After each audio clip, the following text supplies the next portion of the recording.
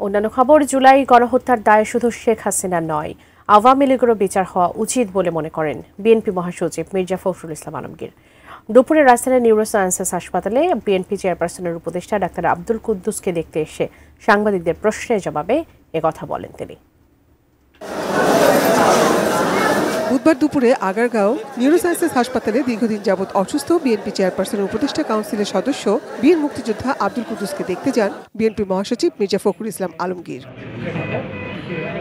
আব্দুল কুদ্দুসের চিকিৎসার খোঁজখবর নেওয়া শেষে গণমাধ্যমের সাথে কথা প্রসঙ্গে বিএনপি মহাসচিব মির্জা ফখরুল ইসলাম আলমগীর বলেন, ফেব্রুয়ারিতে নির্বাচন যারা চায় না তাদের আরও ভেবে দেখা উচিত। তারা মনে করেন যে নির্বাচন প্রয়োজন নেই, আমার মনে হয় তারা আবার চিন্তা করবেন। নির্বাচন প্রয়োজন জনগণের জন্য। সরকার একটা নির্বাচিত সরকার দরকার, যে নির্বাচিত সরকারের সঙ্গে জনগণের সম্পর্ক থাকবে।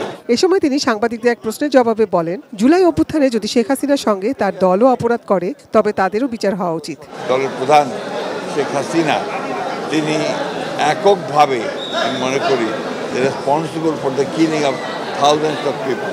এসি কেনার কথা ভাবছেন? ভিশন দিচ্ছে যে কোনো এসিতে 15% নিশ্চিত ছাড়। এছাড়াও থাকছে মানি ব্যাক গ্যারান্টি নিশ্চয়তা। এবং যেন টর্চার নিপীড়নের জন্য তিনি দায়ী, তার বিচার কিন্তু শুরু হয়েছে। আমরা আশাবাদী তার ট্রেনিং এবং তার সঙ্গে যারা এই হত্যাকাণ্ডের সঙ্গে, গণহত্যার সঙ্গে এবং এই ফ্যাসিড আক্রমণের সঙ্গে জড়িত তাদের প্রত্যেকেরই বিচার হবে। দল যদি আইনের আওতায় নিয়ে এসে দলও যদি এমন দেখা যায় যে দলগত হিসাবে, তাহলে অবশ্যই তাদেরও বিচার হওয়া উচিত বলে আমি মনে করি। বিএনপি মহাসচিব বলেন, আপামর জনসাধারণের সঙ্গে বিএনপিও নির্বাচন চায়, আর গণতন্ত্রের জন্য বিএনপির লড়াই দীর্ঘদিনের বলেও মন্তব্য করেন তিনি। গণতন্ত্রের সবচেয়ে বড় শক্তি যদি কেউ থাকে সেটা হচ্ছে বিএনপি, এবং সবচেয়ে বেশি লড়াই যদি কেউ করে গণতন্ত্রের জন্য সেটা বিএনপি।